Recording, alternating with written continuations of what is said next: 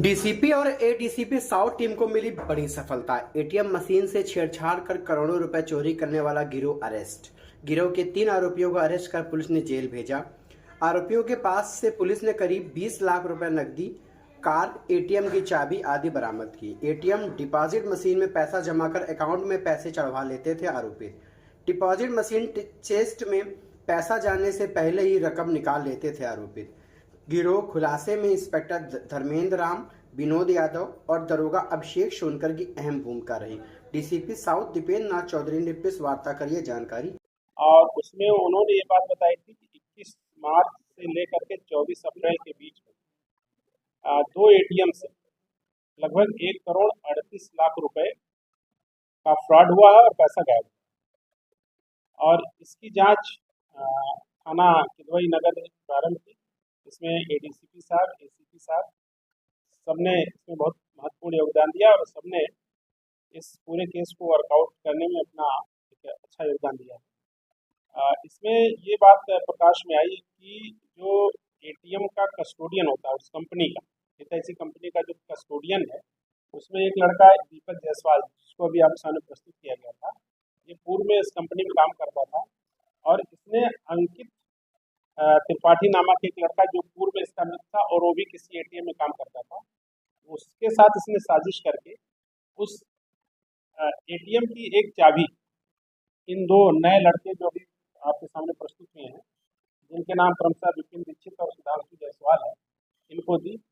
ये लोग एटीएम के माध्यम से पैसा जमा करने जाते थे और जैसे इन्होंने 1 लाख रुपए अगर एटीएम में डाले तो वो बैंक में क्रेडिट तो हो जाता था, लेकिन एक ट्रे से दूसरे ट्रे के बीच में पैसा आ जाने के बीच में ये लोग चाबी से उस ट्रे को खोल करके वो कैश निकाले।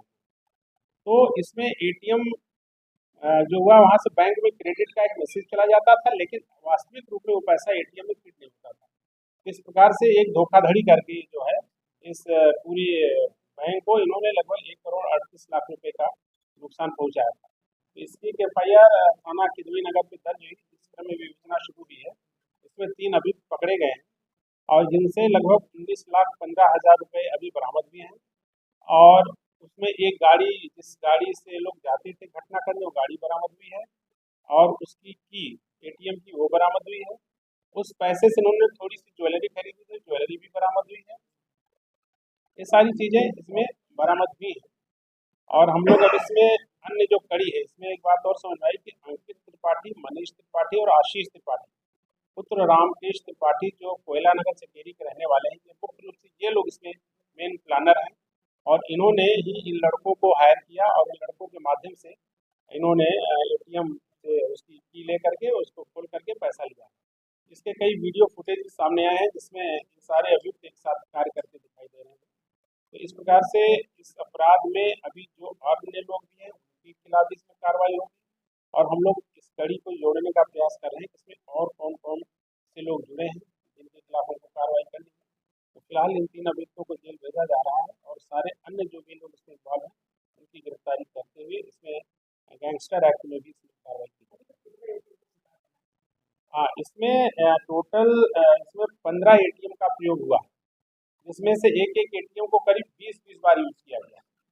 तो लगभग जो 15 एटीएम की जो ऑनरशिप है, उसके जो मालिक हैं, उसको किसके नाम पे इशू है, उस चीज़ की जानकारी बैंक ऑफ बड़ौदा ने इनके हेडक्वार्टर बॉम्बे से मांगी है और वहाँ से जैसे ही नाम और एड्रेस आ जाएगा तो वो एटीएम के प्रयोगकर्ता जो भी हैं उनको भी इसमें अभियुक्त बनाया जाएगा और उनके खिलाफ भी कार्रवाई की जाएगी।